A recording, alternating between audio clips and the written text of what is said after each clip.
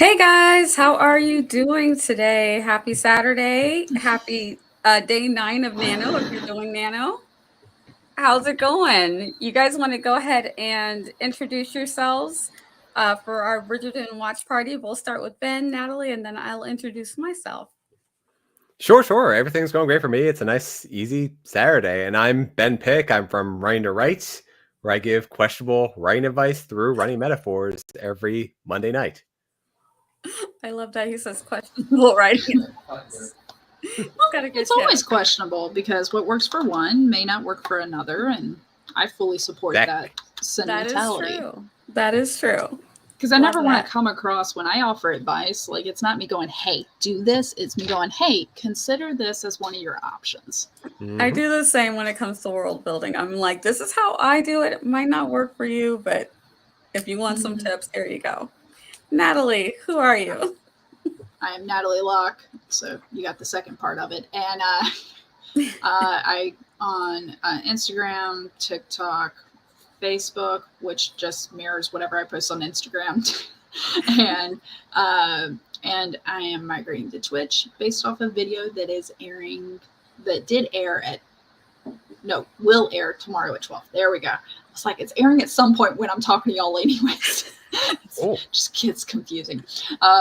But yeah, where it's just going to be a channel update and what's going on queering wise Ooh, and flash fiction publishing wise. So yeah, that's me in a sounds nutshell for now. exciting. Yeah, Spicy. that sounds exciting. And you are on my channel. I am Nia the Vixen of Fiction here on YouTube. I write fiction and I love to read all the things. And of course, I love watching adaptations, which is why we are here.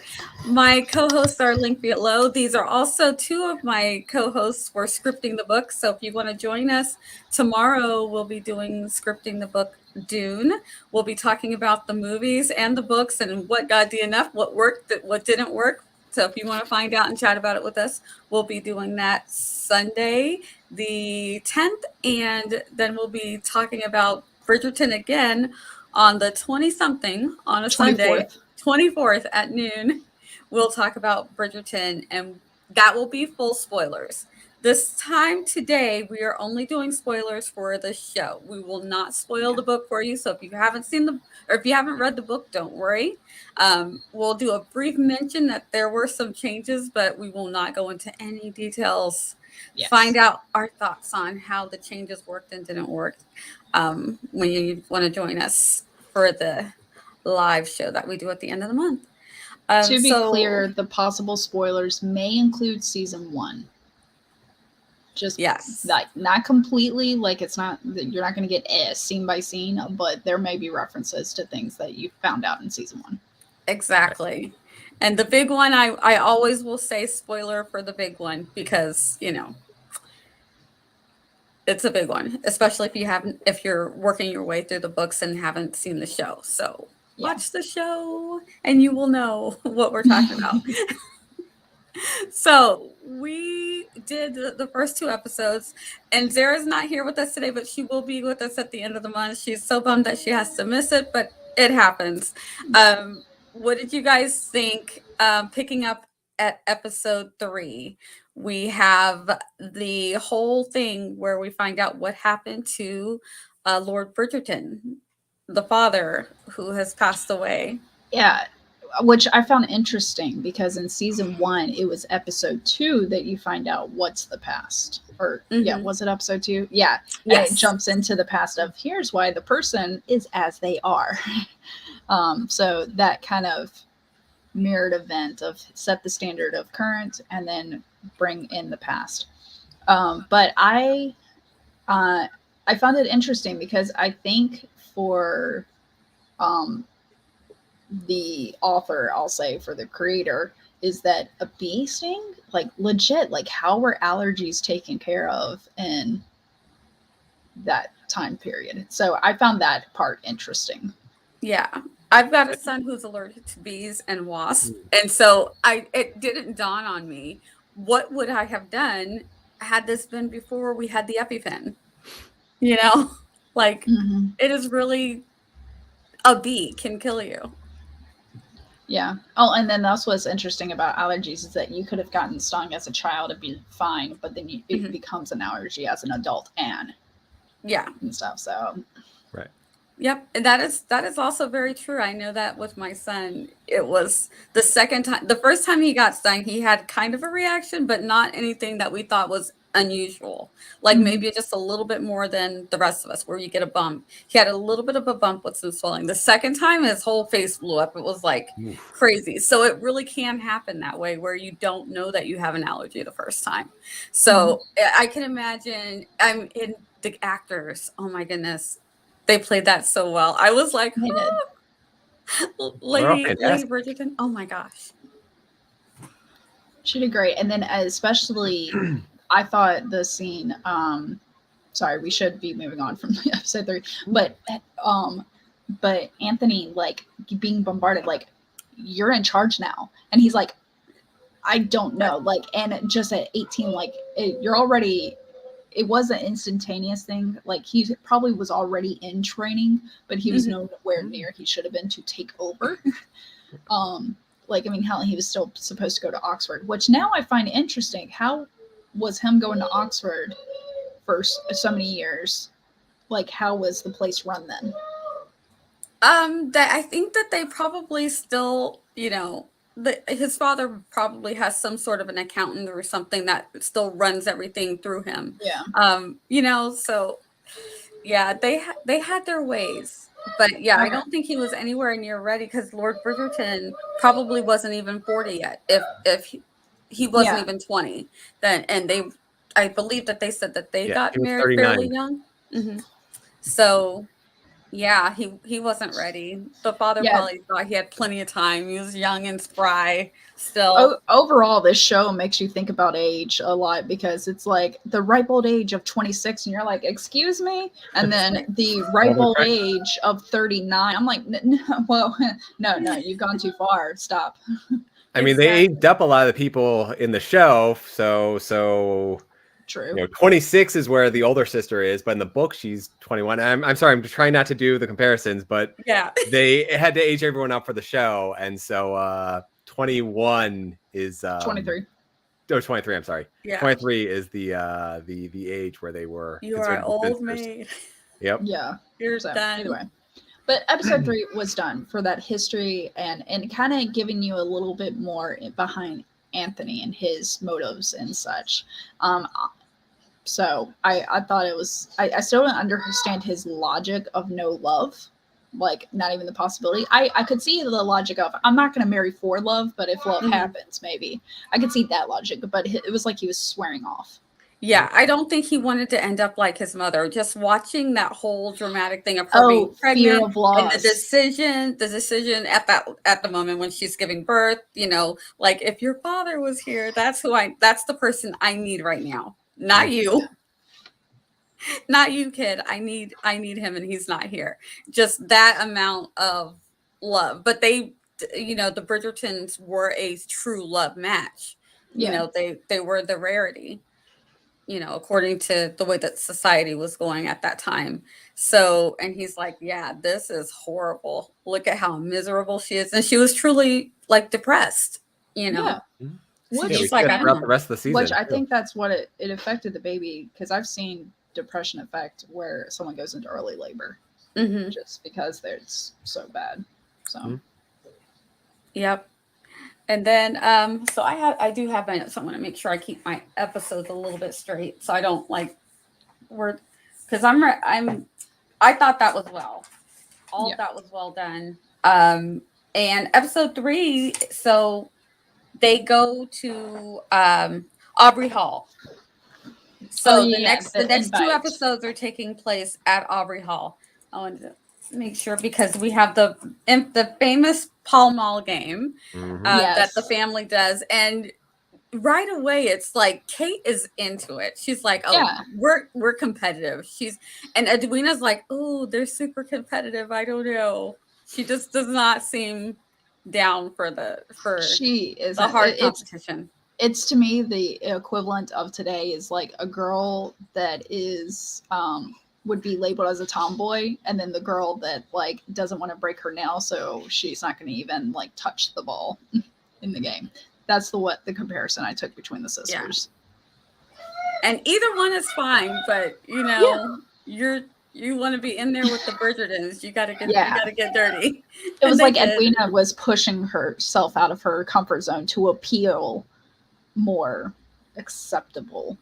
Yeah. So I think she got along great with the family and all. Yeah. Just like some of the things that they think are fun, she was more like, yeah. But she still did. I give her cool effort for like still going into it, but she kind of made me think of, now that upon reflection, remember the movie Coming to America where Eddie Murphy, the first girl he meets, he's like, what's your favorite movie? Yeah, and she's like, what's your favorite movie? Whatever you like. What's your favorite book? Whatever you like. And that's what I feel like Edwina would be. Like, she's almost not her own person. She does. We'll watch. Yes. Yeah, I do like that this happens with Edwina. I like Edwina's story arc that we're watching here. Though at times I did felt that she was naive and such. I mean, that makes sense because she is supposed to be the young. She's like Daphne from last season. Mm-hmm. Yeah, this is true. And women at a man at age 18 in this world, they're getting ready to take over the family business. It's like true, like learn the job, and this is going to be yours. Women are kind of like sheltered, and if it's not art, embroidery, or music, then it's my husband's watching the Masters and he was doing this so he wouldn't speak at this, but he was telling the ball to go further, and I'm like, is he waving at me to shut up? Okay, yes, probably both, but it's fine. But it's, man, and I lost my train of thought. Thanks, I'm being quiet now. Somebody else take over. That's fine. I love the part where they get into the mud, where Kate and Anthony get into the mud. Like their scenes are so she just hopped right in. Their banter. I love their banter. Like it was strong. Yeah. Great friends to lovers story arc we've got. And then we get our I'm not like other girls moment when Kate walks into the mud to fetch her ball. Mm-hmm. And that was the I'm not like other girls trope for sure.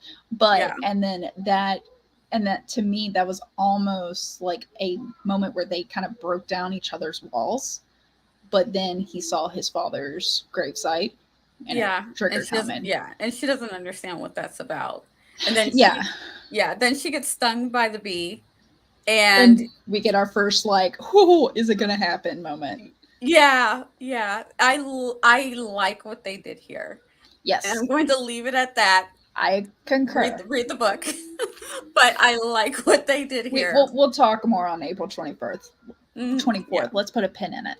Yeah, put a pin in that. But I do like what they did here. And the way that she calmed him down, I was like, that was all the feels right there. And then the thing that killed me, because I believe it was at the end of this episode 4, at the very end, he proposes to Edwina, and I'm like, well, that's the end of the next episode. So okay, they're still, but we're recapping. Still there. Yeah, but they're still there. Then everybody comes to Aubrey Hall. They have the big party, and there's and we get more going on. It's just like, and we get more Penelope and Eloise dynamic of Eloise like hating the balls and parties, and Penelope going, it's not that bad, and Eloise standing up and like Cressida, yeah, close. I'm calling her credenza. She's a piece of furniture. But like that setup dynamic, which I'm kind of glad they kept her, honestly. That was kind of I do too. I like that character I like the character that you don't like them, but you don't like them because they're doing what they're supposed to be doing. Yeah, the actress is doing very well. I think so. And we had, just to extend on the I'm not like other girls, they did that part with Eloise when she's talking to, I forget what his name is. She's talking to that guy and she's like, don't try to compliment me by dissing all other girls, because Eloise also is like not like other girls, and Yes. she's having her very much not like other girls moment. But she's like, that doesn't mean you get to put down other girls, because it's not their fault if they aren't very well read, or if they're limited to sewing and not able to hold a worldly conversation. They're which is, that's tied back to women at 18 are not as cultured as men are. Like it's frowned upon for them to be well read and such. Like you said, like like I said, if it's not art, music, or embroidery, they probably not. Right. And yet they're at a younger age thrust into getting married and having kids. Like, whereas men, it's like, no, 18's too young. Go. You're barely 28. Maybe you can start thinking about getting married now. And girls like, you're 16. Get out there. It's like, what? Yeah, they're pulling the Little Mermaid thing, and you're just like, nope, stay in the ocean. Oh yeah.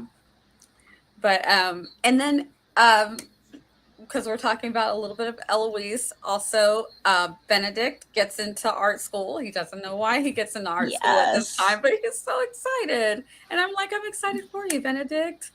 And and then he gets good. He has a fling. That's his arc. And then, like, I'm not invested in any of their flings.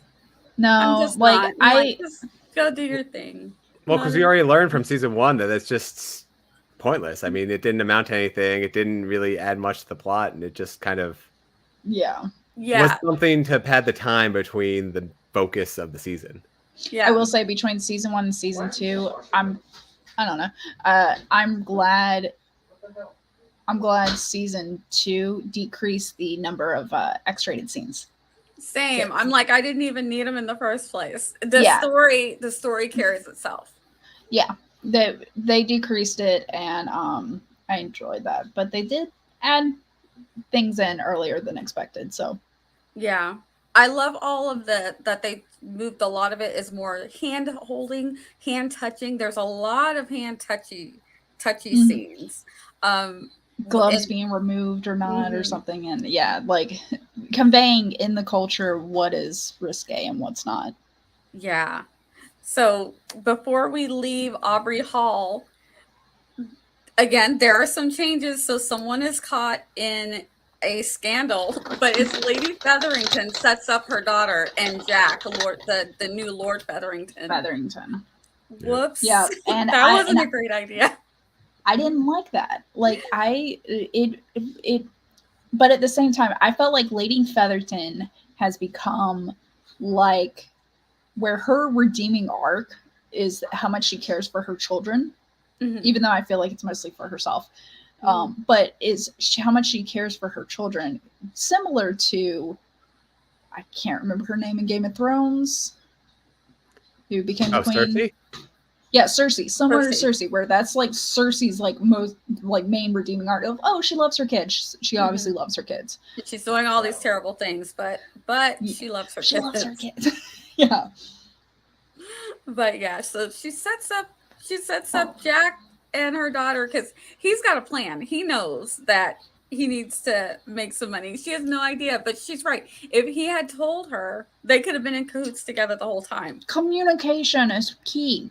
But even when you're being shady. But then he becomes a sleazeball and is more of a snake even later to me. Oh, yeah. Like when he starts to come on to Lady Featherington, I'm like, you're engaged to her daughter. What are you? Yeah. Man.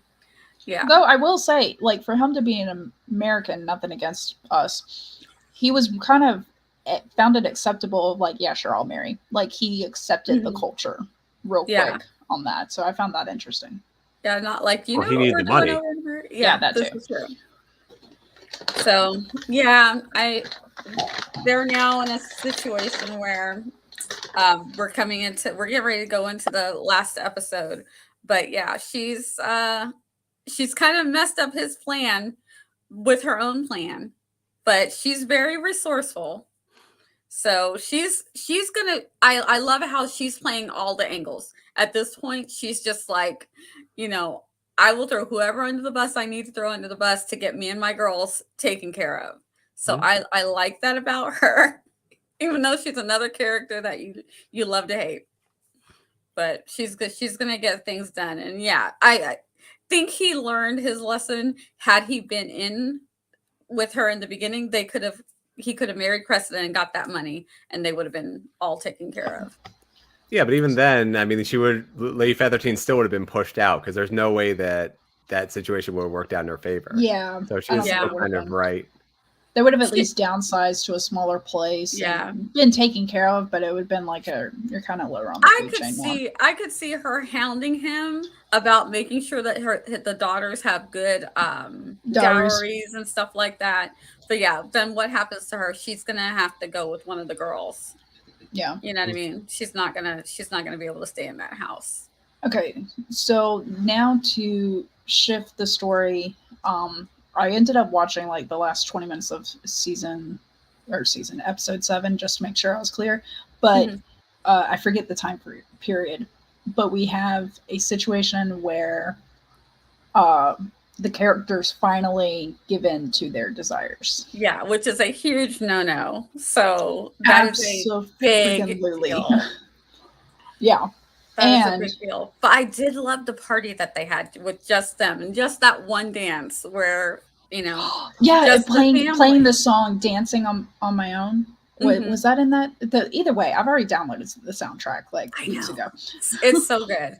I have an entire playlist of just covers right now between Bridgerton season 1, season 2, Westworld. There's a few other covers and remakes and stuff. Ever since like Piano Guys and there's another one on YouTube like Jukebox something or other. I don't know. Postmodern Jukebox. So we have the characters that give in, and they're both like in turmoil, and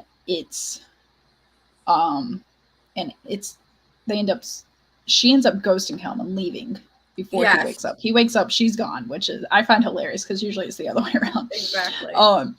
So I found that great, and of course she is like trying to get her bearings. So she goes, and I like how they established that she already went on morning rides. And so she's going on a ride. He knows where to find her. She goes on a ride. He finds her, distracts her or something. She falls and hits her head. Insane. That's where we are on episode 7. Going into episode 8. So he's in turmoil. Yeah, and I'm feeling so bad for Kate at this point. Like, but everything, her sister nothing is going right. She's just looking like the bad guy time after time after time. Well, and her sister would not let up at all. Mm-mm. Like when Eloise was judged by the Queen to be Lady Whistledown, and then Lady Whistledown published the scandal papers that Eloise was unchaperoned at political rallies with political radicals, then to clear Eloise's name. That little like small ball thing, Kate and Edwina was like, oh, don't act like the nice guy or whatever. Don't. Yeah. And I'm just like, oh my God, like you got to move on now. Yeah. She's literally about to sacrifice her whole life. Like Kate's whole life has been about getting Edwina where Edwina needs to be, and then she's going to go off and be a governess and fall into obscurity just somewhere off alone. It just I'm like, this doesn't sound like a good deal for Kate. Yeah, it just like every move she makes, trying to make sure Edwina gets an inheritance. But, like the whole setup is pretty much Kate is the most hated person. She has this one night of giving in, and Anthony makes her feel like she's not hated, and I definitely think that played a factor for her. Yeah. And then she felt guilty, I'm sure. Goes for the ride, and now she's unconscious. And we open up with episode 8, and I pretty much wrapped it up too with Penelope feels guilty for outing Eloise, but she also saved her friend too. So this is true because Eloise was about to get into some trouble. Yeah. So, if we are ready to get into, okay, do I play my video first or do I play the timer first? Hit the timer first and then hit your video because you'll have a few more seconds. You should be good. Okay. Let me pull up mine. All right. And because it's also going to start with a little Netflix screen, the little thing that it does. So if you guys are ready, we are going to start in 3, 2, 1. Let's go. Episode 8, the finale. Come on, play. Here we go. Don't worry, the timer played. I was talking to my YouTube screen that I got on my phone. I'm like jumping around between screens. By the way, let me just say, you and Zara did great. And Zara pulled a lot of the reflective, like, mirror I know. moments. She was like, she knows her stuff. This is so dramatic. Oh my goodness. Always have subtitles playing because I never know when my kid will be loud. And it said dramatic music playing, grunts as he gets off the horse. Yeah, it's all panting. We shouldn't be laughing. She is like knocked out. Oh, no. When you watch something second, third time, it becomes Mystery Science Theater 3000. It's acceptable. Yeah, you start looking for all the things that you missed the first time. I did enjoy the actual blood on the hand. Like, to me, that heightened the intensity here because it's a head wound, and we all know head wounds bleed a lot more. This part was more dramatic because I was like, seriously, we're doing slow-mo? Yeah. It's raining, and he's coming in like an Avenger carrying. That scene looks really good. Yeah.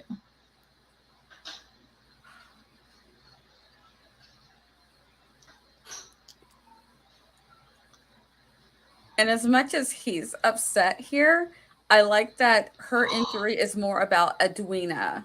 How So here, a mirroring is from when his mother was giving birth in the bedroom. He was like frozen and everything. Whereas here, he was on it going, there's a cut on the back of her head. I put pressure on it. And it shows how he's grown. Yep. Oh yeah, all of a sudden Edwina misses her sister and doesn't think she's the scum of the earth. How convenient. Oh God, and did you notice that, like, between Anthony and Kate, they both always, like, everyone in this show says, it's my fault, as if they were puppet masters the whole time. There's a lot of guilt. I think it has, when you're the oldest and literally the responsibility of the family falls on your head, even when it's not your fault, you feel like it's my fault. Yeah. Or if I'd have done this differently, or if I'd have done that differently. Everybody's missing the So I definitely have noticed now the number of what's it called? The number of extras that actually speak because of your and Zara's comments.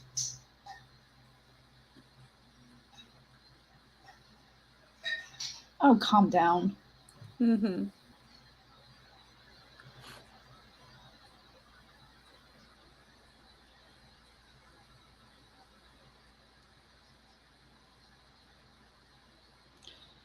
That's what I find interesting is the politics. You know, like, you're not allowed to even be seen in the vicinity as the people that have scandal in their midst. Because then it's associated with you. Like guilty by association. In the park in either the last episode, right? Or am I foreshadowing for this? Yeah, it was the last episode. Yeah, the last where episode. They were in the park and both families were walking through and everyone was just shunning each of them because they didn't want to be associated with them in any way. Just because they were trying to. What happens to one family sort of explodes onto everyone else and brings them down. Yeah, which is ridiculous because there is a certain point of you're okay to talk. Like, they talk about things, moving past things. Behind closed doors, though. Yeah. And it's like, who gives the okay? Who's the first one to say, look, it's not that serious anymore. We're over it. And I think like last season, it was Lady Bridgerton who kind of, helped the Featheringtons back in after the whole Marina scandal. Well, and then you see Miss Featherington in the last episode. She's like, oh, they have a scandal, so let's take their money. Like, that was her mindset, was go ahead and take Because at first she was like, no, we Benedict's can't money. mess with the Bridgertons, you know. Yeah, but now they're like, oh, scandal, let's do it. Yeah, you can do I was it like, now. no. Miss Featherington is quite low. Yeah. Lord Featherington's even lower, but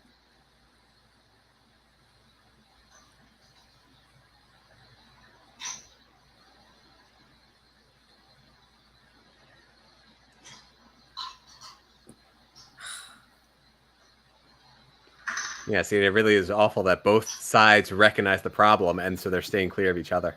Mm-hmm. mm-hmm.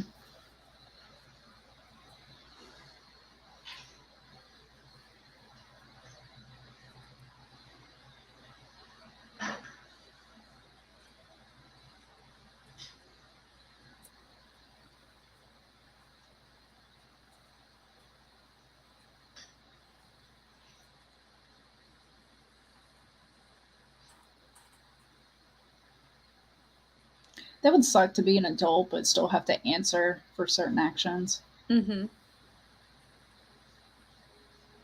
At least the guys can go spend money. The girls probably have to ask for money. True. Like, he was able to pull out the money himself, whereas Eloise, it'd be like, can I? May I? I love her sass.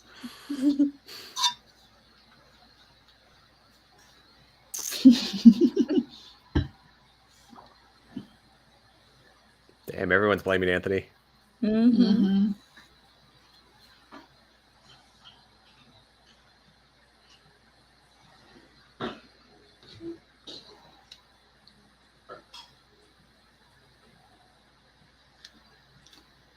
Can I say one of my favorite lines in this whole series was from Lady Bridgerton telling Anthony that, because she found out that Anthony wasn't marrying for love. And she's like, there's plenty of other eligible bachelors that have learned what to say in front of women. Maybe you'll learn one day or something like that. And I was like, yes. Mm-hmm. Yeah. Oh, poor Kate.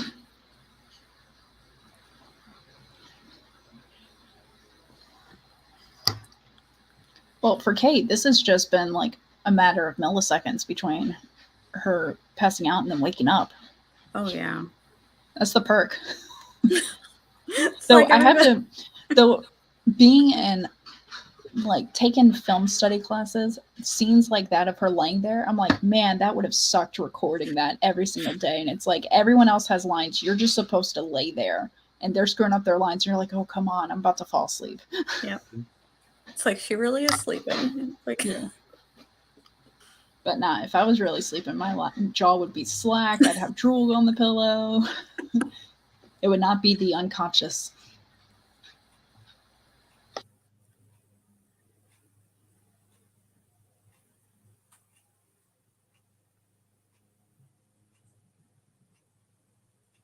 Eloise finds the letter.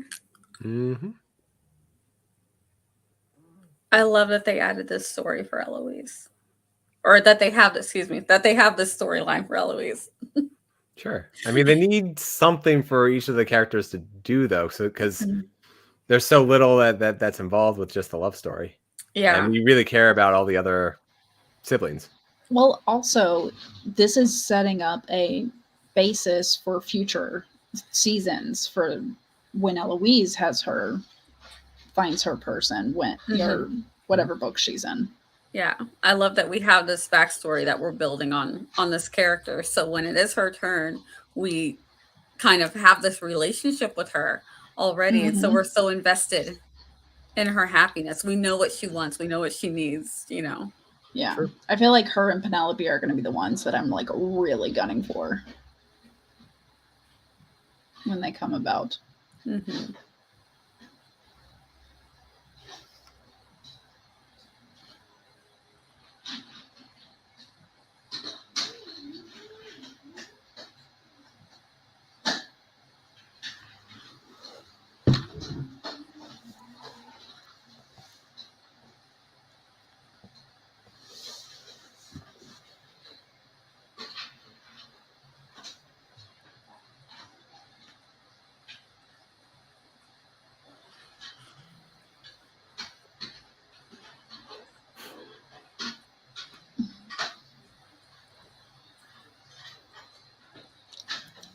I swear, I love the heist movie turn that it made when it started sewing the stories into the silks. Mm-hmm. Okay. Y'all have done more historical fiction than I have. What is this stuff she sniffs? It's Spice probably must snuff. flow. It's most likely snuff, like a form of snuff. I don't think it's like cocaine. Yeah. I mean, I know it's probably something like for a high or a Mm-hmm. calm or Instead of whatever. smoking the tobacco product.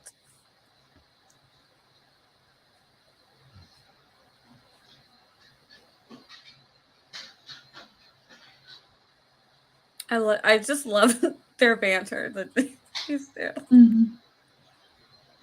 Like, I could be the queen's friend. Yeah.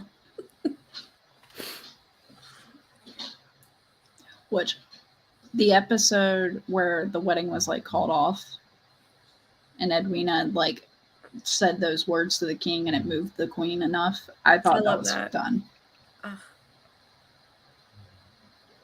Oh, it looks like the queen realizes she might need to lay a whistle down. Mm-hmm.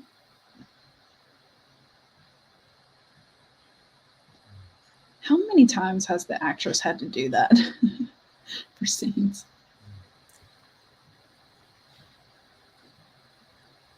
I do like that their characters have stayed on.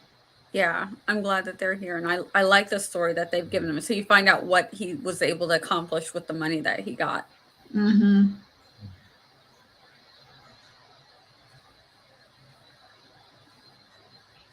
And how hard it is. You know, he has some fame from being a boxer, but people don't really know him. So it's still hard to get a business up and running without, you know, especially because it's White's. White's is the name of the other club, is so well established that how does a new person break in? And you see him struggling, but not giving up.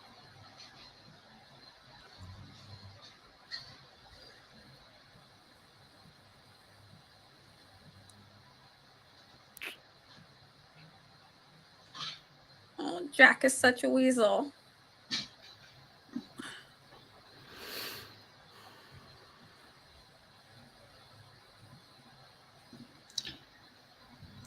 I can't wait for later in the episode.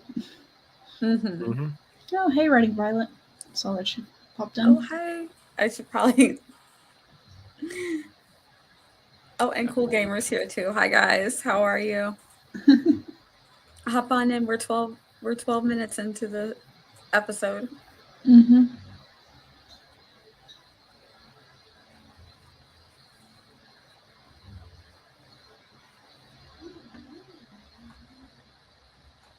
I mean, and I'm watching this scene the first time and I'm still like, oh my, you know, with Lady Featherington and this guy. I call him Jack. I know he's Lord Featherington now, but yeah, no, he's Jack. He's Jack. And I don't know Jack. I don't want to know Jack. Don't want to know Jack. I don't like Jack. He's so shady. His name starts with J. That's probably why I don't like him.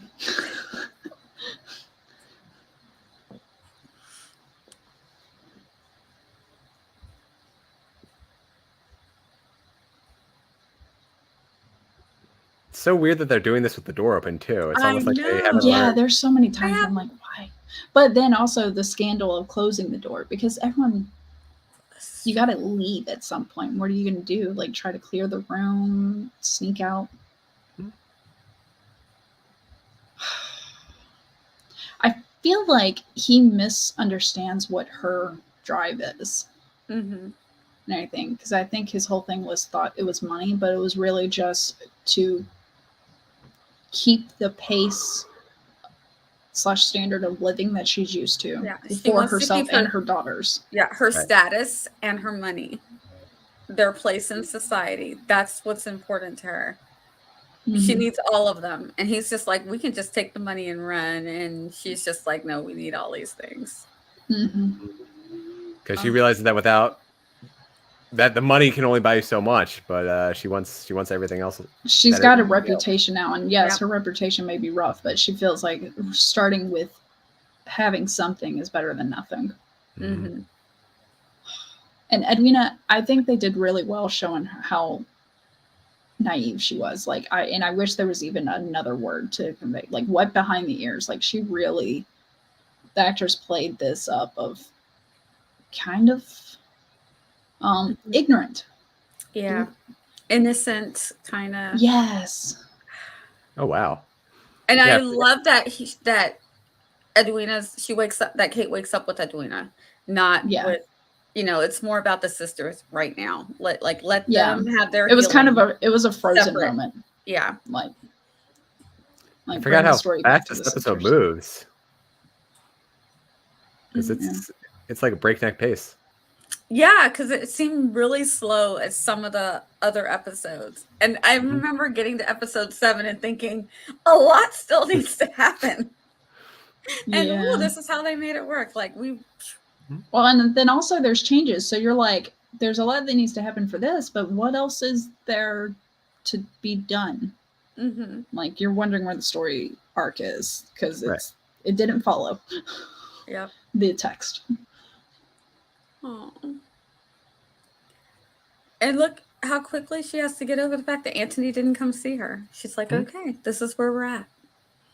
I've got my sister and my mom, and that's it. Sad.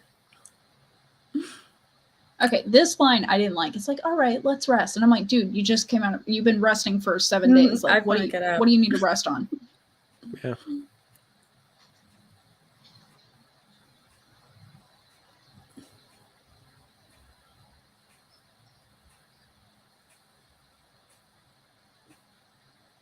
Oh, he's emotional. Like you can see here, yeah. That lip quiver. That was very well done. Mm-hmm. Some actors forget like the small things to do in moments, and those actually to me speak more volumes than the dialogue. Yeah.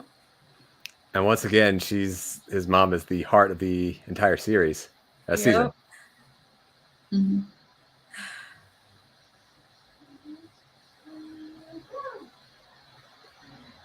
She did the same thing for Daphne, so I love this. Mm-hmm.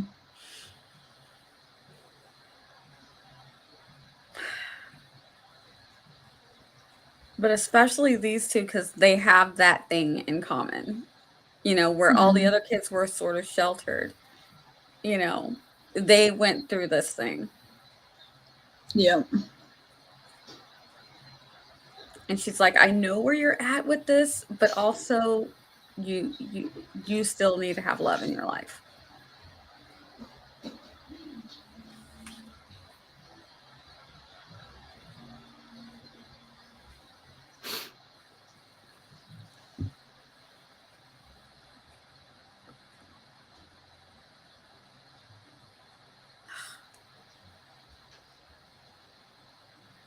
You can see that actually hurts his mom. Mm-hmm. This acting here is so good.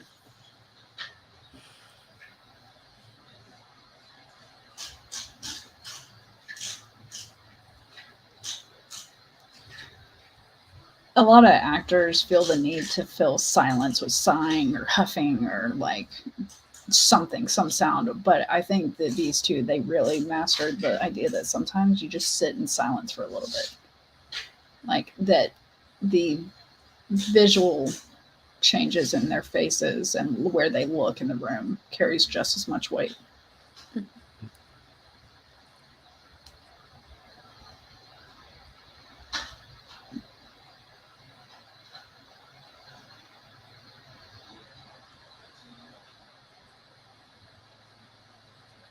And I believe this is the first time that we saw Anthony cry, because they say earlier that since his father passed, they'd never seen him cry. Like, and even before he passed, he didn't even cry then. So the fact that Anthony cried now is supposed to be very significant.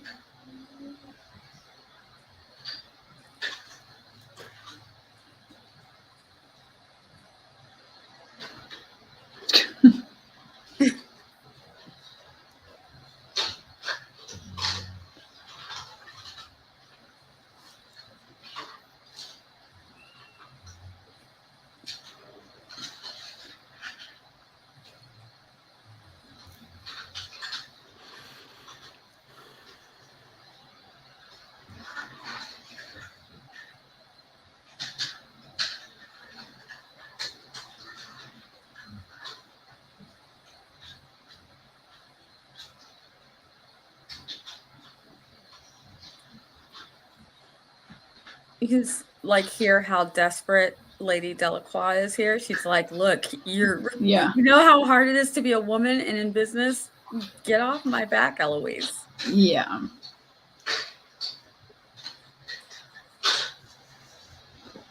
Hmm.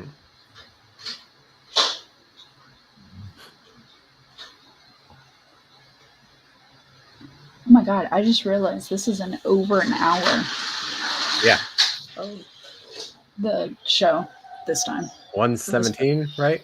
Mm-hmm. Yeah. I think this is the longest one. Mm-hmm.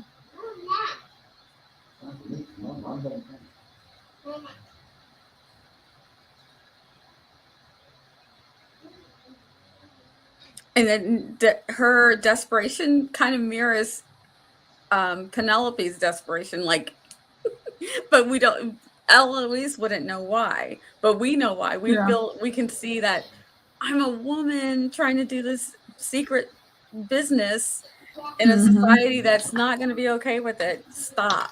No.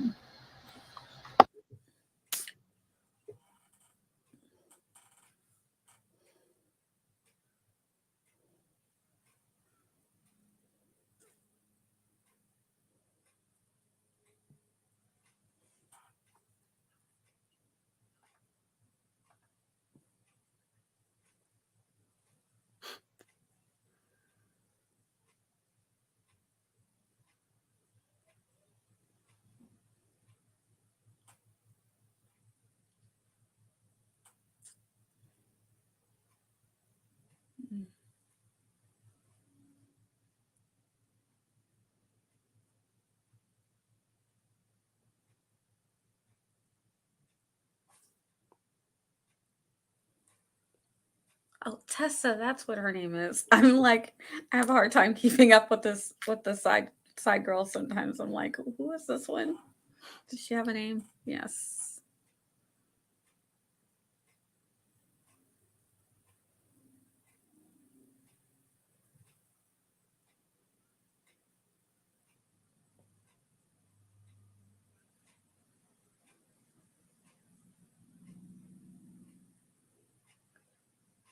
Oh, here it comes.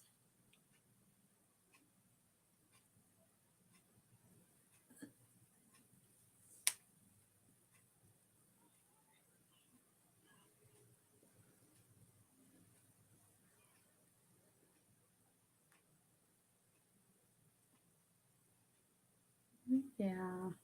That's got to be a little crushing for Benedict.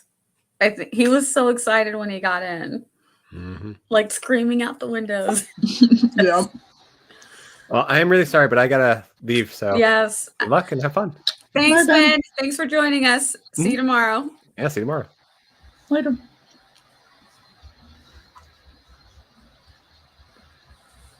All right. Oh, and Natalie, you might want to mute because it's going to do a chime or something at the 1 hour mark for the timer. Good point.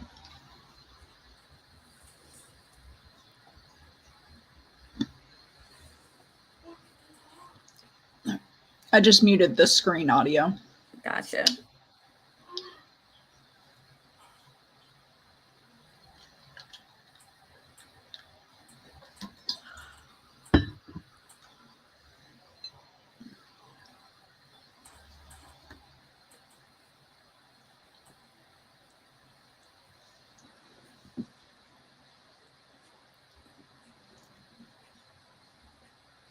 So cold. Mm-hmm. Like just professional.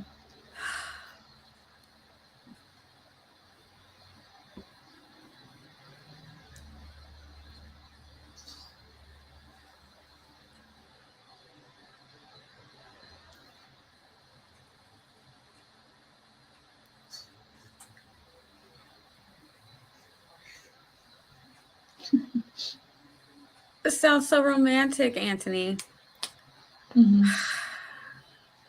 And right now, him saying "marry me," it comes across as like, I have this obligation. I did this thing, so now marry me. It's like, yeah, it comes across like mandatory Mhm. thing of like, oh, because of what we did, even though no one saw them.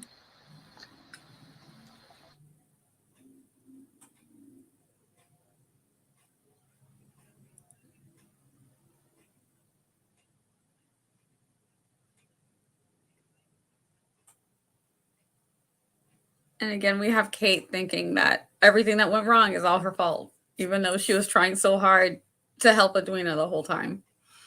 Yep. But it's funny because she was trying to help Edwina just the same that Anthony was trying to help Daphne. Mm-hmm. Yep.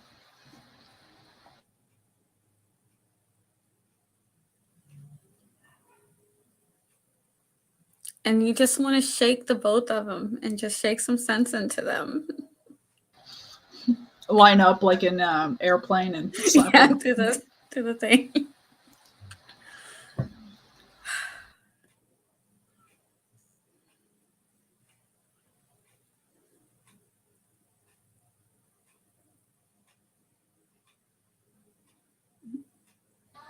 I feel like they could have reshot that because it just looked so obvious. Mm-hmm. The knocking off the papers. Mm-hmm. Everything else after that seems pretty natural and normal. I just can't get over that the actress that plays Eloise is over, like, she's our age. I say our age. I know you're older than me, but like in her 30s. Yeah, she's in her 30s, I think. Oh my And I'm like, can I have her skin? Like, not like creepy. Don't judge me. No. My husband went, what? I'm like, no. No.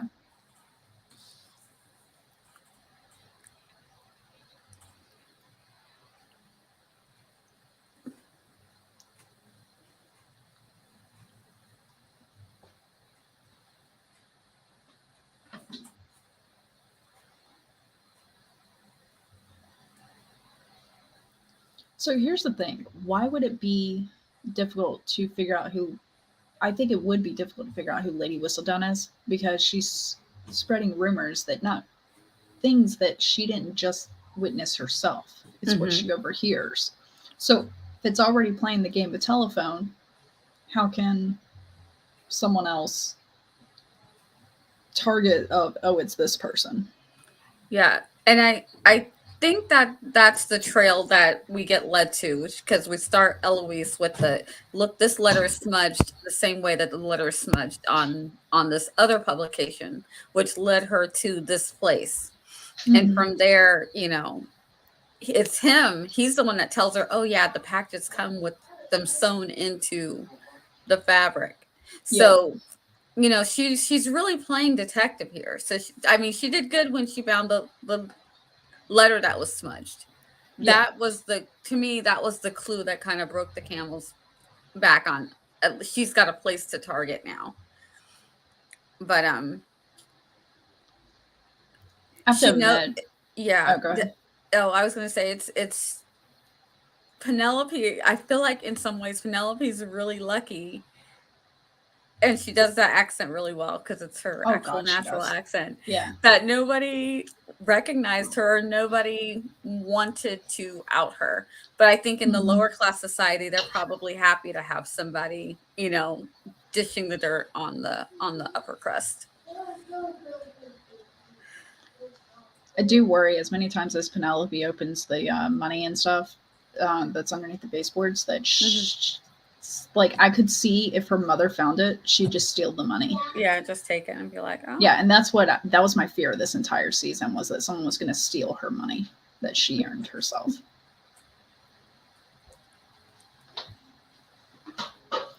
Now the sisters finally have a heart-to-heart.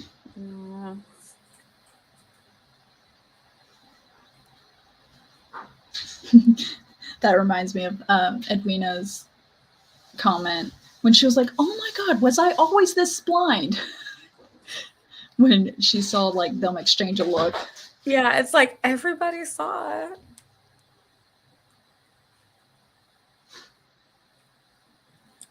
I remember when she was sending Kate to go do the hunting with Anthony and like dancing with Anthony, and Lady Danbury and Daphne would be like, "Is that such a good idea?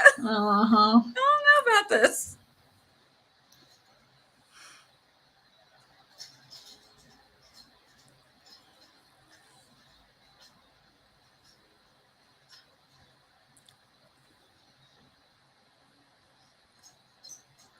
I like this growth right here for Edwina. Yeah.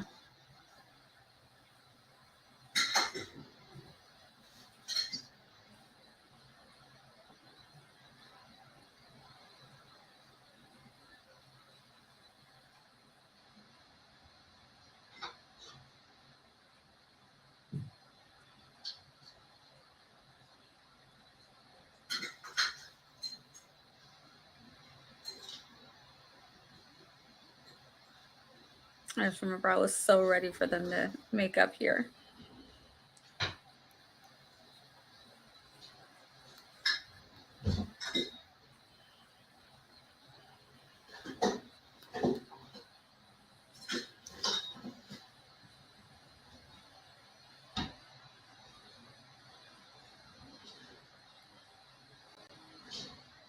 I like this Marion from season 1.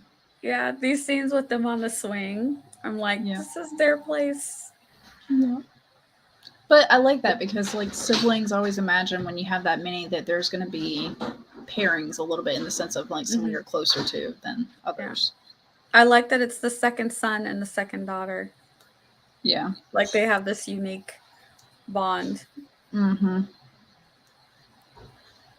Disappointment. Remember how Eloise also was saying she felt like her mom's greatest disappointment.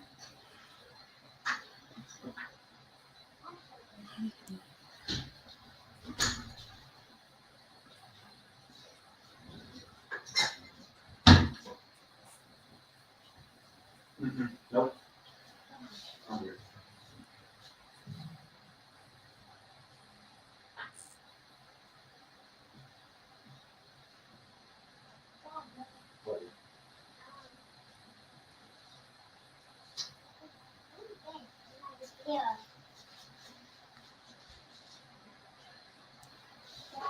What?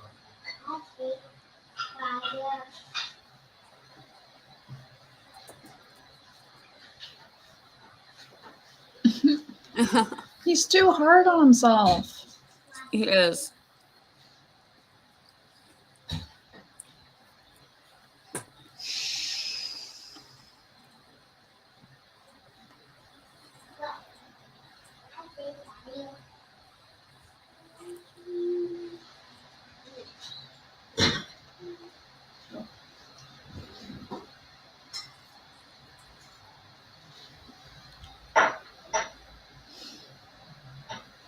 I still see the kids as like kids, but I mean they're having their own story arcs that need to evolve as well.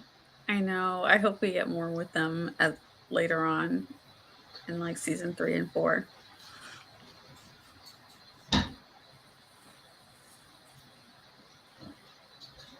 Another correlation. Never mind. Well, no, okay, it's kind of a correlation in the show. So remember when Anthony falls into the pond with the other guy? Mm-hmm. It makes me think of the With falling Dorset. in the water in the first book. In the first book, remember when they were supposed to go on like ship sailing or something together? Oh yeah. Yeah, and it didn't make it in the movie, but that's what it made me think of, was falling in the water in that scene where Anthony and Bassett Mm-hmm. were supposed to fall.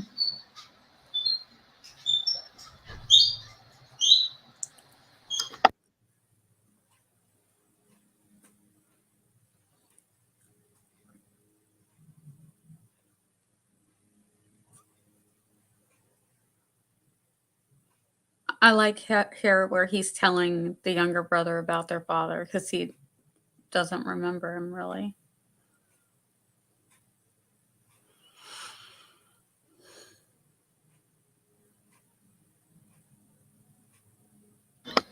I thought it was done really well in that episode too, where it was like, don't let the children see. And I was like, oh yeah, this might be like their first brush with death. Mm-hmm. Same with Anthony. Like, I think him being 18, that could have been his first, potentially.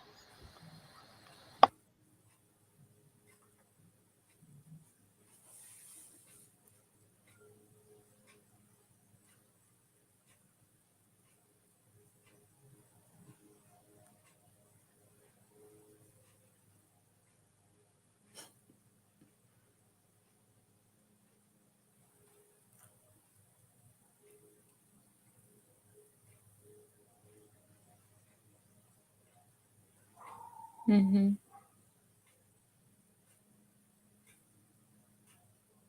Oh, I'm over here agreeing with Anthony. Like, yep, he was like I know That was the guy. such a dad pose Anthony had. Like, that one hand on the shoulder, another hand behind his back. Mm-hmm.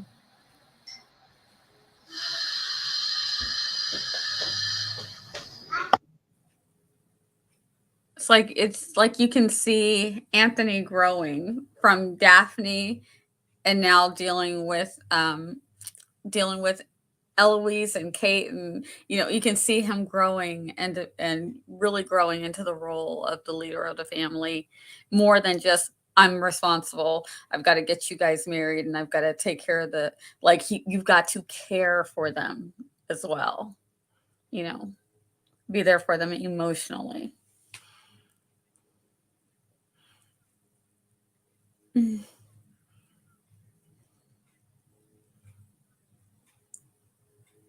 So many parallels with Kate and Anthony. I know, so many.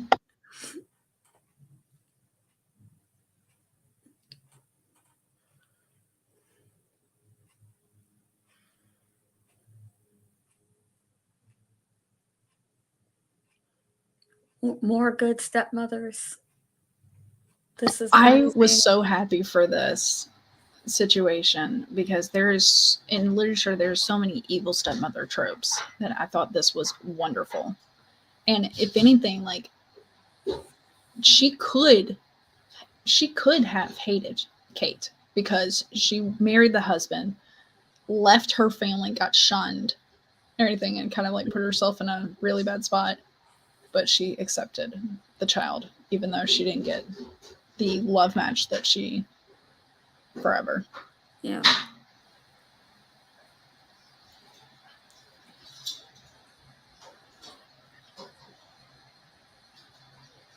Okay, seriously, who chooses when an S is silent or not? It still bugs me that Viscount is spelled the way it is.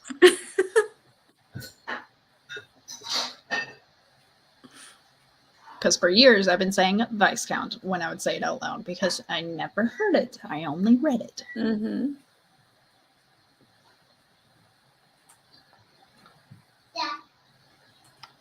Mm.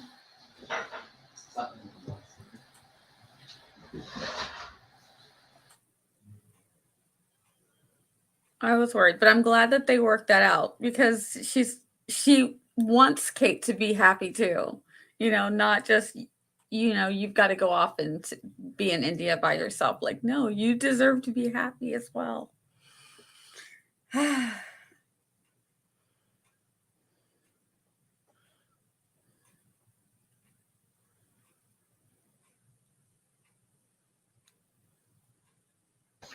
Okay, seriously, stop calling him cousin. I know that I'm needs just to saying. end.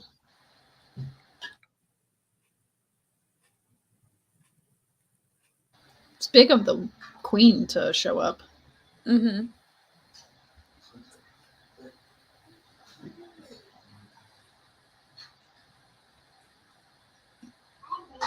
My God, like worse than high school. I know.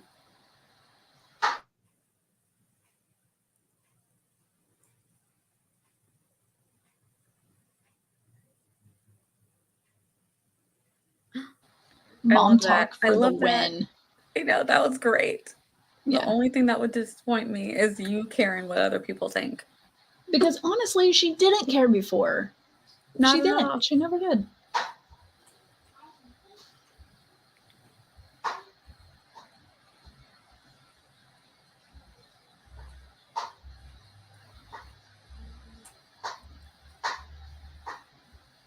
I love that how they show that she's not a perfect mom, but she really loves her kids and she does her. Yep. She really does try her best.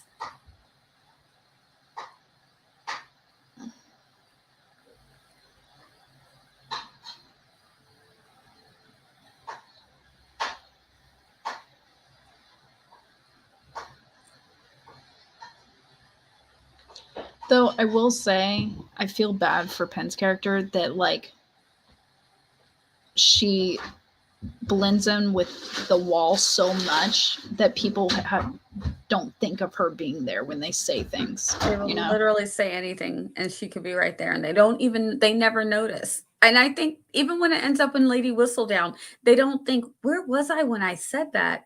Who was there? They don't even remember that she was there. Because if I say something that's kind of secretive, I would know who's around me. You know what I mean? Like I know who heard that. But also this was, oh my gosh, hold on.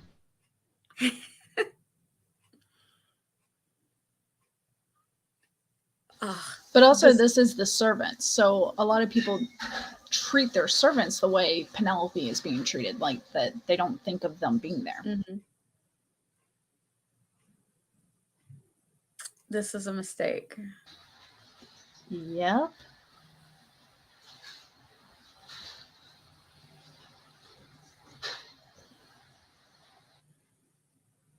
It's like Penelope let the veil slip there. Yeah, because that was the first time we got like Penelope gushing over gossip to me, like ever. Usually it's been Eloise going, "Oh my God, Lady Whistledown said this," and she's like, "Who reads that?" You know.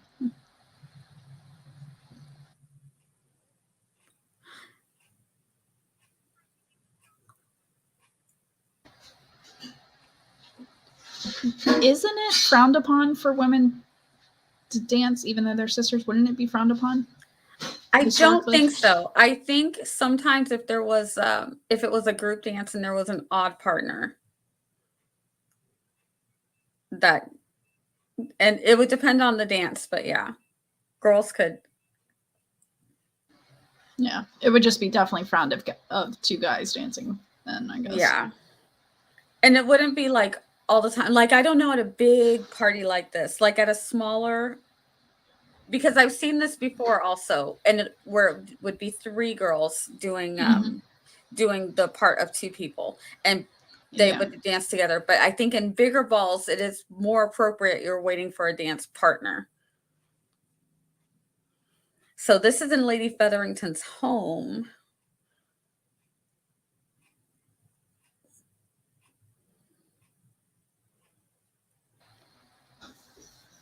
He's so slick. Yeah. I was like one-handed, like it's like the magic trick where unhooking a girl's bra with like just a sweep of the hand. And how he's so rich that she doesn't even think twice about letting him walk off with the necklace. It's like, yeah, that's perfectly fine.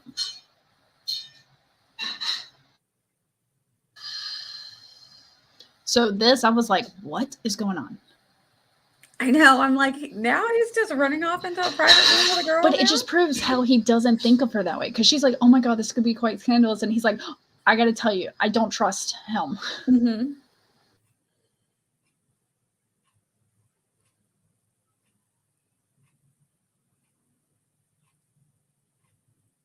I feel like Miss Featherton's, Lady Featherton's wheels were turning, going, "Oh wait, she's got." Could I do a scandal here?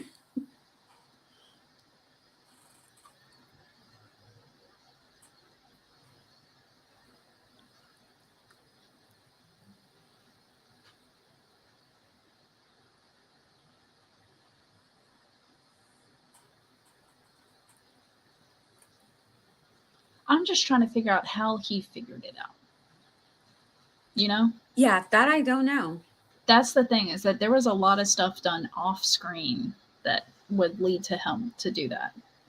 Because the last we saw is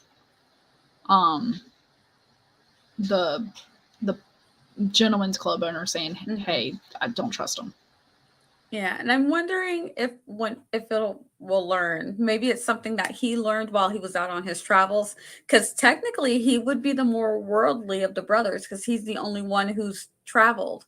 So maybe there's Yes. maybe he's seen this kind of thing before, and he's like, "This looks familiar," you know. Yep. I've seen scammers. I'm not the little boy that Marina thinks I am. I've seen things. But yeah, it's almost like he had his number the whole time.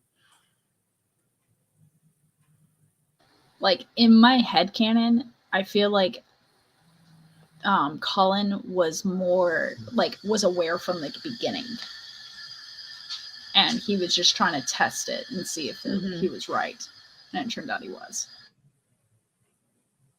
Like, it would have been terrible if he went to smash it and it's just like the rubies just started scratching the wood table. I thought of that too. I was like, man, that's a bold strategy.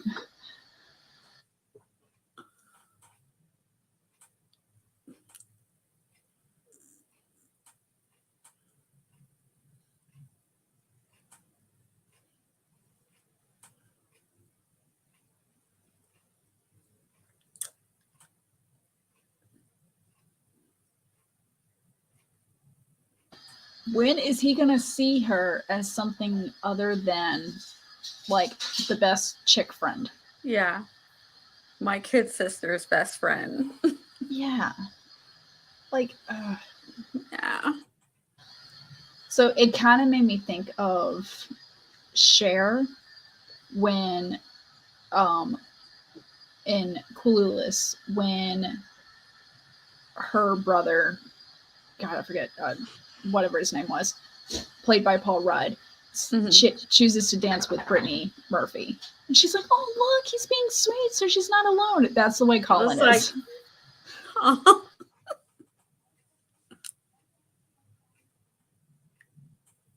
Okay, what is her arc? Because she was like, I hate you, I'll never forgive you. Near-death experience, and it's follow your heart, sweetie. You haven't, been listening to it at all. And if they hadn't done this in one episode, I think that because we can see that she's like, that's not important. I wish that we'd have gotten more of she realizes that she was like not really in love. 10. Yeah, like maybe she gets a chance where she realized that was more of an infatuation, more of a needing or wanting to be Lady Bridgerton. Yeah, the idea of love. Yeah, about being the Viscount wife,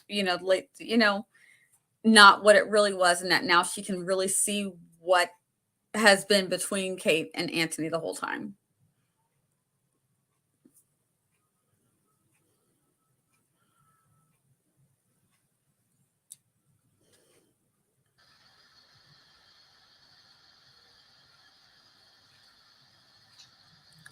But yeah, just I think from what we get, just her seeing Kate, she realizes that whole thing with Anthony is not that serious. This is more serious. The lifetime of this girl taking care of me is more serious than him. At the end of the day, whether it was Edwina having puppy love or not, and realizing it was puppy love, it's still, I'm freezing on my end. Am I freezing for you? Yeah, but I can hear you. Okay, perfect, fine. Is Edwina it would still be awkward, I think. Be like, oh, hey, remember when you proposed to me? I thought this was a great rendition. Yeah, I love this song. Especially because it talks about the breaking of walls and stuff like that. And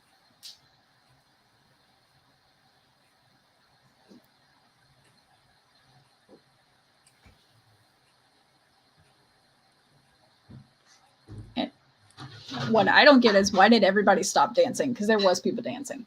Yeah.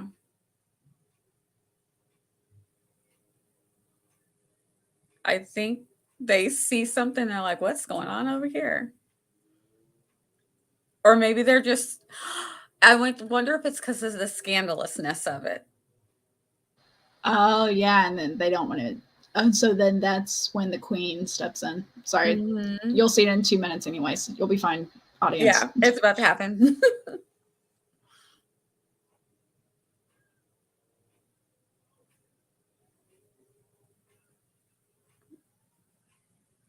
Though, I will say it's good of the queen We'll talk about this. Hold on. Yeah, that's what it is. They're like, what a scandal.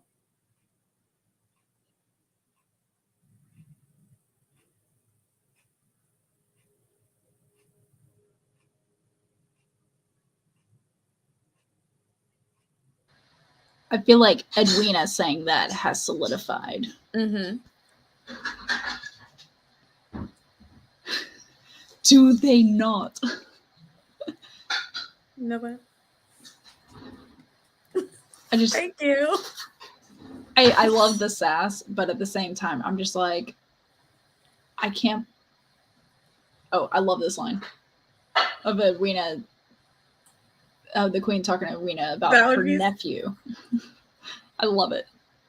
Right in front of Cressida, who lost her chance as a prince. Yep.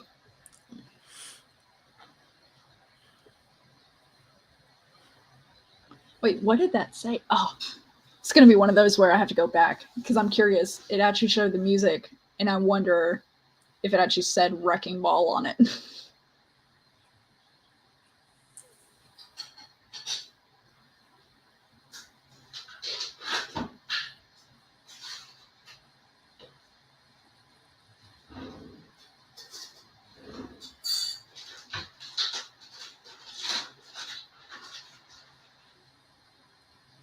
Okay, they're getting a little too close. This is scandalous. Yeah, like you're lingering a little too much.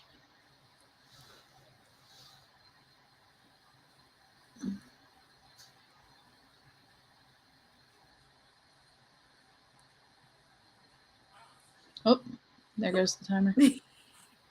Nope, never mind.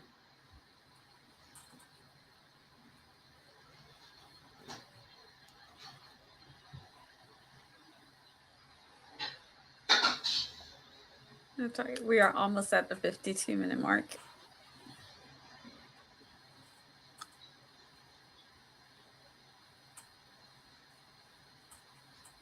Oh.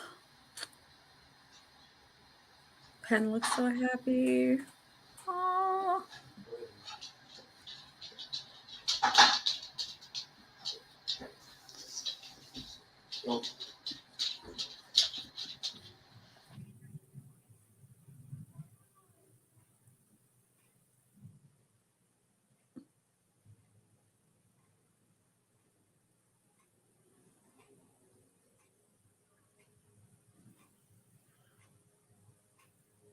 I hate it when these two fall out. I'm just like, every time. Last season too, I was like, no, not my like best I totally friends here. forgot about friendships, like when it comes to shipping people, and this was one that I just took for granted. Mm-hmm.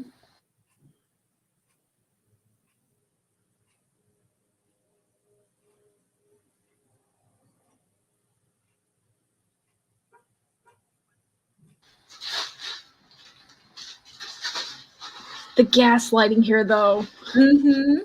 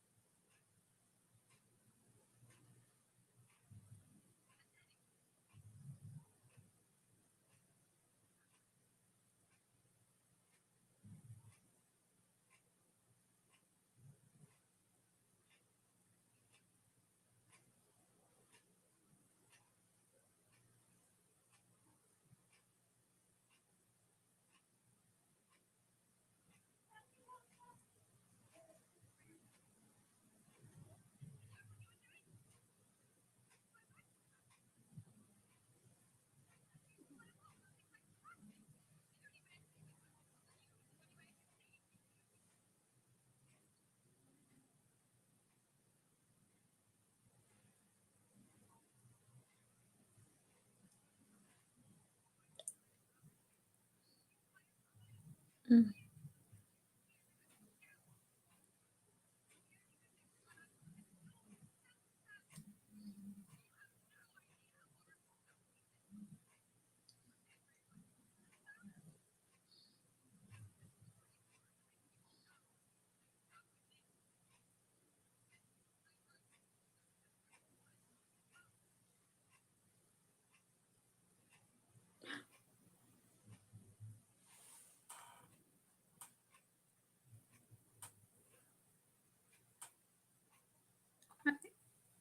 Natalie's been freezing, but I will try to pull her back up.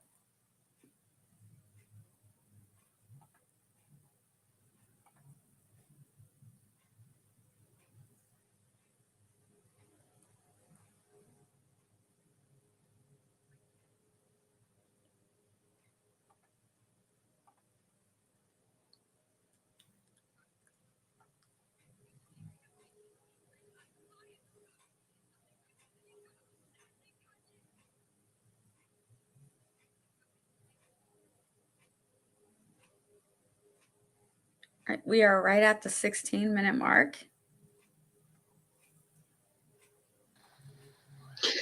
It's okay. I was just letting them know we're right at the 16-minute mark, and the argument with Eloise and Penn has just ended, and I'm heartbroken for my friendship. Yes, the friendship. Like I said, I took it for granted. So I'm showing 17:32 left for me, but you said it just ended. Yeah, I've got 15:25 left. 15:22 left. We're at 56 and some change. Okay, I only have what's left, so I'm jumping over to 15. You said 15, 20. 15, 7, 6, 5. Okay. 4, 3. Good. We're Lady Featherington and Lord Featherington, the cousin. Mm-hmm.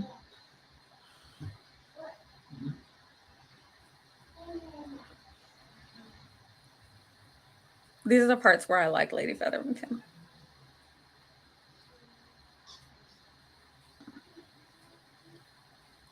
All right. I am, even though we're past the 60, I am putting as I'm putting the last bit of minutes, since it's about 14 minutes now. Mm-hmm. So I got the timer there.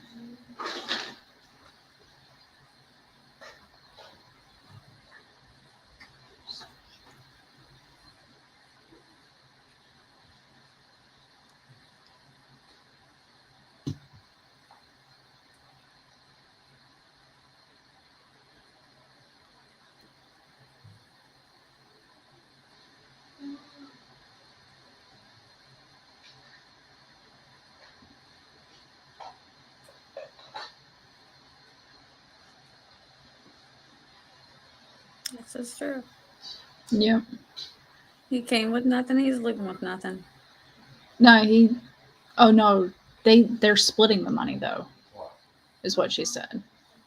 But the story So that he'll have everyone more else than the story that everyone else will hear is that he ran away with all of the money. Yeah, she's gonna keep her half.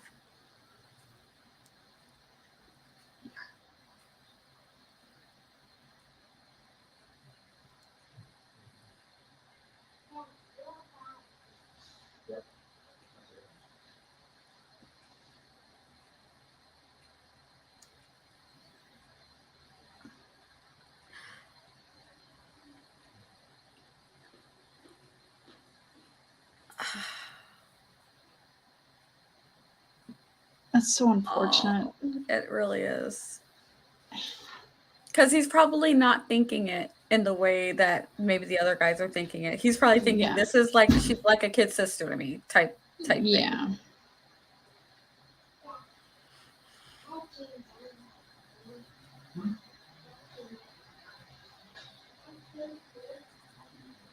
Oh my god! I just realized the actor that is Anthony. His voice sounds like the guy in My Best Friend's Wedding, but the gay guy that came and saved Julia Roberts. And he's talking on the phone. He's like, she walks across the dance floor and stuff. And he's the one that sang the "Every Moment That I Wake Up." Yeah. That actor, I forget his name. Yeah. But he just sounded exactly like him. I've got that in my head. You're welcome. Don't worry, I'm sure we'll get the final song of Bridgerton stuck in our head. Whatever cover that is. I always hear the wrecking ball one. Yeah. For me, it's the Dancing on My Own one with their first dance. I love that song.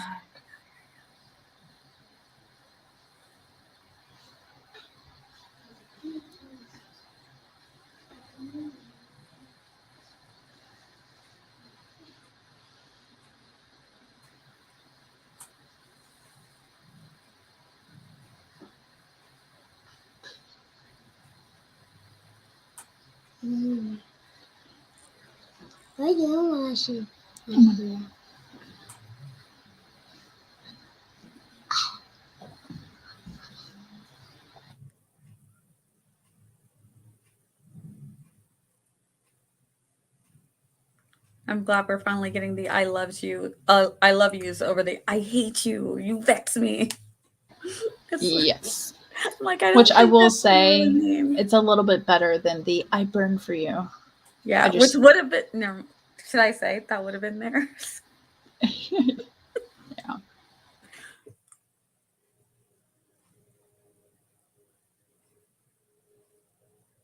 I just love it. At this point, they both think that their feelings are one-sided. Mm-hmm. And it's hilarious to me. And then they finally go, oh, wait.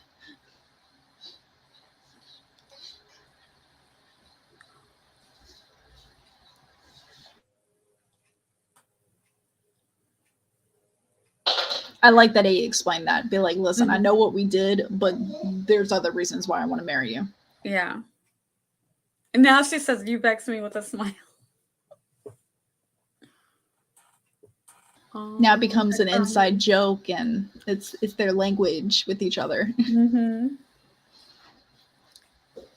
It's like, you're making me crazy, but I love it. You vex me. But I will say, in a marriage, let's tear this apart just for a second. If you're fighting with your spouse on every single topic, issues, whatever, there might be a problem. It's not, in my opinion, not a foundation. You can start with like, oh, you shouldn't agree. In honesty, they're so much alike. So they actually would get along if it wasn't for the fact that she's trying to force him with Edwina. He's trying to force himself with Edwina when the sparks were flying between them the whole time. True. You know? So that is where the contention came in. I mean, she got in the mud, he got in the mud. She's competitive, he's competitive. You know, they both look after their family. They're so much alike. What the divider between them was Edwina. Yeah, it was thinking that they shouldn't be together, but then wanting to. So it was an internal divide that was projected externally. Mm-hmm. So why is this person fighting me so much? Because you like them. You get along. Y'all are alike. I love this part too. I know. Colin is such a good guy.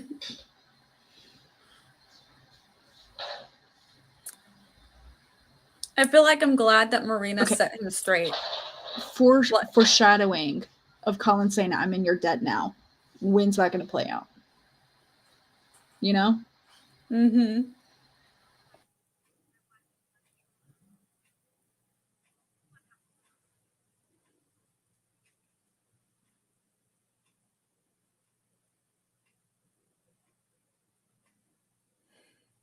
Aww.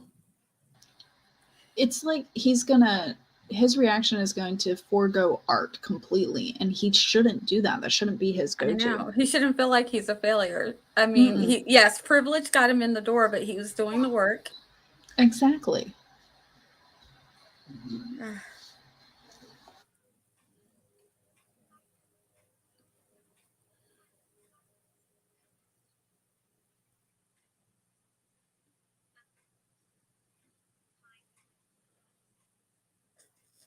You feel for Eloise and Benedict here. It's just like, their storylines are ending in such a rough spot.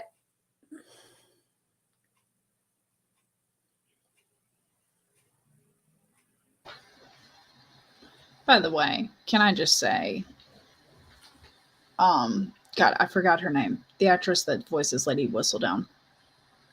Oh, is it Julie Andrews? Yes, Julie Andrews. Perfect. Yes. Perfect. Like, I couldn't imagine Barrett. it any other way. Yeah. And we didn't get a wedding. I'm sorry. I'm going to be salty about not getting a I wedding. am too. Like, I wanted a wedding here. Though also, it's kind of annoying. And I would love for like a slow burn. This is like another. This kind of mirrors the first season where it's like newlyweds. Look, hey, they are lively and sprightly or whatever. And I'm just like, can we have like a situation of like, hey, we're comfortable in our skin. We don't have to be attached to the hip forever. Yeah. I don't know. Call me salty, I guess. Yeah. I wanted my wedding. I wanted at least give me some engagement. A courtship. Yes, type I thing, want them to yeah. have some courtship, especially after all of the All the I hate negative you, you tension. vex I want me. to see positivity, More than 1 minute of them hashing it out. I mean, I do appreciate it. I did appreciate that. But I wanted more time of look, we're in love, we're out in society, let's stroll through the park, let's horseback ride, those things, Okay, are they 5 supposed minutes to be of that. showing Daphne to be a little bit pregnant? Possibly. Yeah. How many kids? Oh, I don't want to spoil any books. I was Yeah. how many kids did they have? Yeah, it's I could say more than one. I'll leave it at that. Yeah. Newton.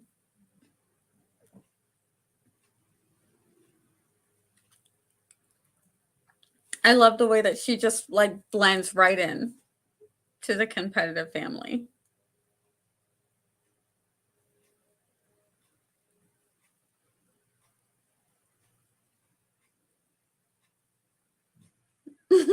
No, they're not cutting out. So I like their competitiveness, but also I'm even in this day and age, I'm not up for that much PDA. Yeah. Like, dude, we're waiting on you to start the game. Could you not?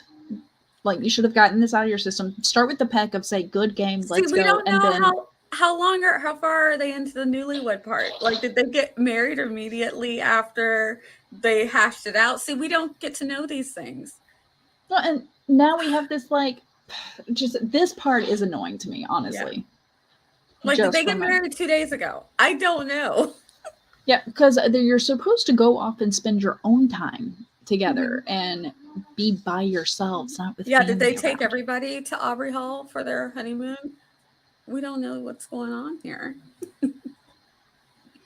Oh, and then it kills me when I watch a show and I see it in memory of for like a lot of people. And I'm just because the first one I ever saw in memory of as a kid growing up was in The Crow for Bruce Lee. Was it for Bruce Lee? I'm trying to remember who. Yeah, The Crow. Who was the lead guy in The Crow that died? Huh? Brandon Lee. Brandon Lee, okay. Yeah. And it's because in the scene of the shooting scene, it was one of those situations where a blank was a little stray. And I remember I was like 11 or something. I just watched the movie the first time, never heard of it before, watched it, loved it. And then I saw in memory of, and then I looked it up and I'm like, and I'm like, why am I affected by this? This is the first time I've seen this movie, even heard of this person existing.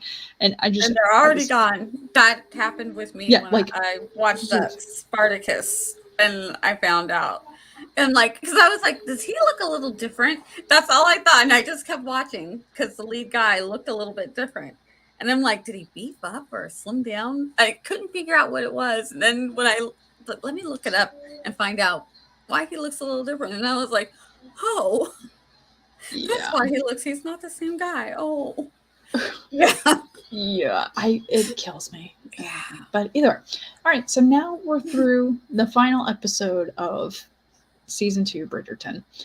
And the only extent I will say is that this is completely different from the book, which is good. Yeah, it starts out the same, except for the changing of the characters' names. I think that's the most obvious. We don't need to worry about spoilers on that. That the Sheffields and the Sharmas. So the Sheffield's now more the extended family, and they're technically the Sharmas now. So other than that, it starts out the same, and then it starts veering off on its own, but it holds its own. I think it wraps up. It wraps up where it needs to. Like, you and I talked about like our own little tiffs about this, of like, why are they like this much touchy grabby in publicly? I don't care if you're married or not. There was still like a is it decorum is the word or something, of even if you're around family. Like, tone it down and such. But I thought this was good. It and we did talk about how maybe it should have been extended in this last episode, maybe over 2, because Edwina's arc of, you know, I don't like you, and then oh my god, my sister almost died, and then telling her sister, hey, do you follow your heart, dear? Like, that was really quick. I would have liked to had more time if they'd have been able to, because I know that they made the episode a little bit longer, but if they'd have given it a whole other episode, we could see her talking to her mom saying, I was so upset about this and I don't understand why, and I didn't even like him that much, and it's just talking through with her mom possibly about what she was really feeling, and like, did you feel this way with dad? That type of thing. Or maybe her asking and be like, well, I thought I had to get the title, and then the mother explains, no, you don't. It's not for a title, sweetie. I want you to be loved. It could be anybody. And then it shows Edwina maybe thinking about someone else and on her mind or something like that. I'm trying to be very careful. But it could show Edwina maybe thinking of someone else, like to have that mindset of like realizing that her attachment to him was because she thought she had to be, because it was a title situation, and it was the idea of being a Viscountess. I kind of imagine the mom having that same kind of just a similar conversation that she had with Kate, having that with Edwina. I would have liked to have that. I would have liked to have a longer courtship. Longer courtship would have been nice. Give us a wedding, even if it was like a montage wedding or something, I would have been fine with that. Like, do a montage of like the family like coming together, the society accepting them, and such, like that. You could have wrapped up a few things in this moment, and then still have like ignoring glances between Penelope and Penelope and God, what is it called? Eloise. And you could have also extended a little bit more on what was it that let Cullen know that this. Yes, that could have been expanded upon more, and then maybe even show Morbix. I forget his name. Which character are we? The who owns like the gentleman's club. I say gentleman's club, but it's not. It's not like a strip joint, I swear. Yeah, it's a gentleman's club. The opposite of White's, the new one. Yeah, the new club. Yeah, the new club. We'll call it that, because gentleman's club this day has a totally different connotation. Exactly. But the new club, like he like showing his prosperity and how he's like getting on his feet, and maybe buy some art and stuff like that.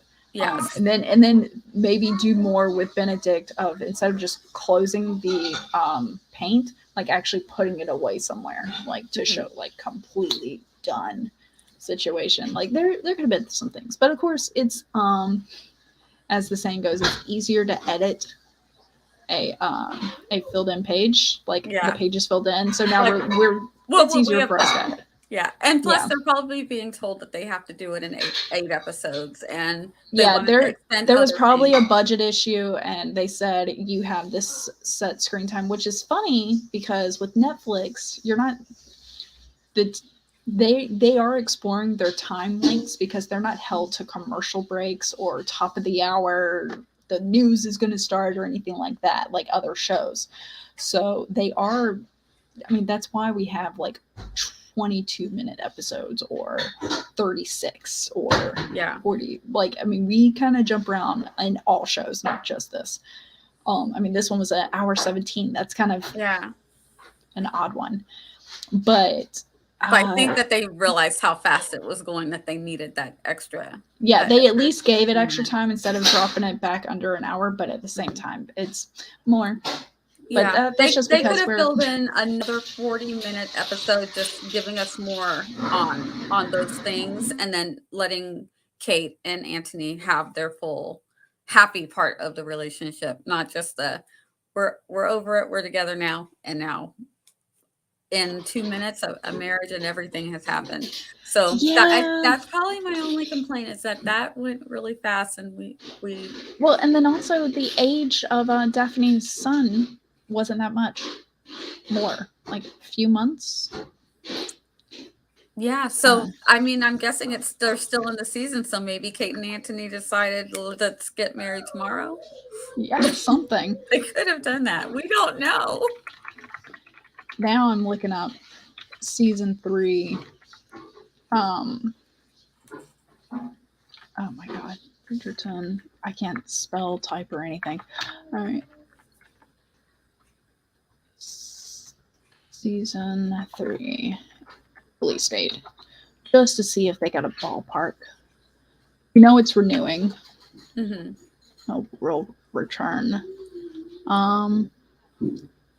At some point, cameras are reportedly start rolling on season 3 at some point in summer 2022. So, considering the previous schedules, that probably means 2023. Yeah.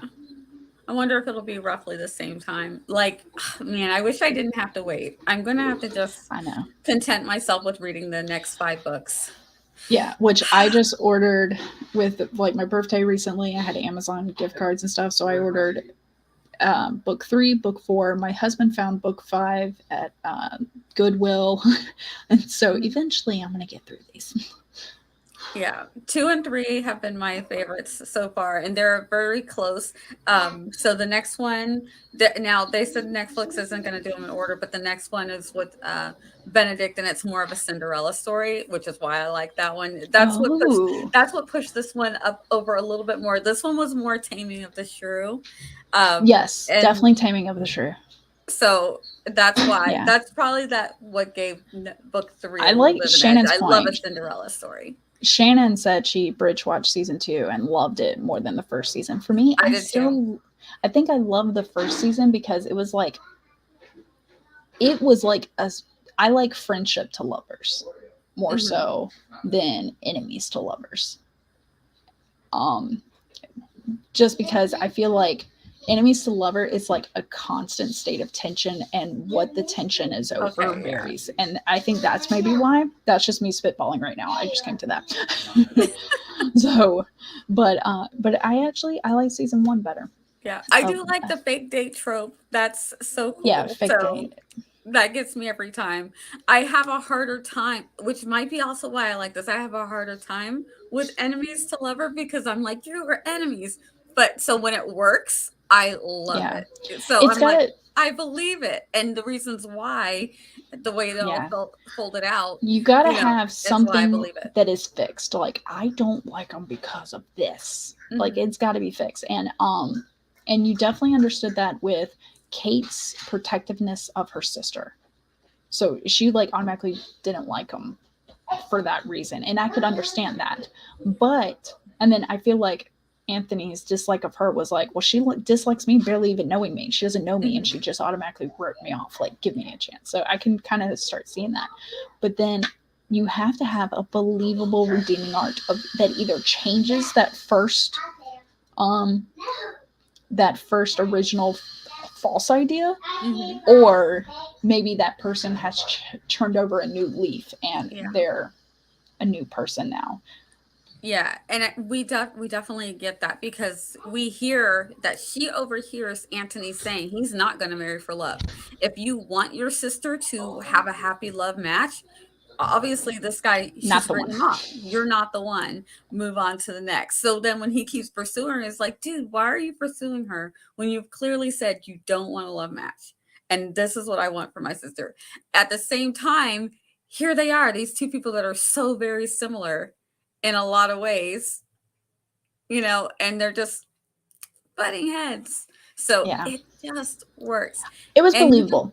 yeah. Overall believable.